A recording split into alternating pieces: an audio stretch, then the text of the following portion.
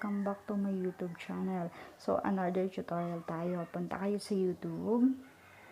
Then, search nyo yung no copyright music. Type nyo. Yan, lalabas po yan.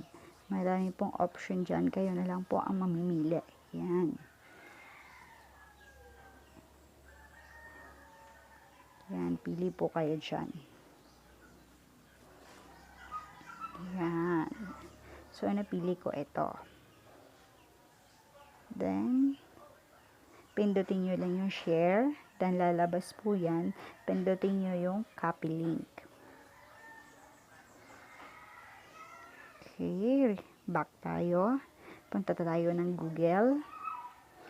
Type natin yung MP3 juice. Yan.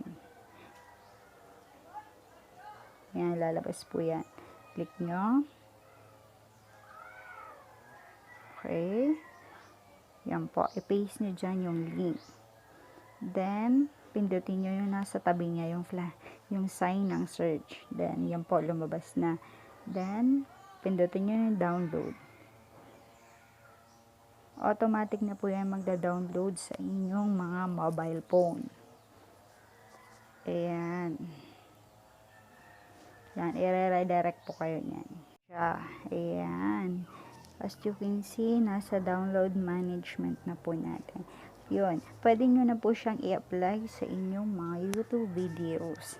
Yan po. Ganyan lang po kadali kung paano mag-download ng no copyright music na pwede nating ilagay sa ating mga YouTube videos. So, thank you. Until next time.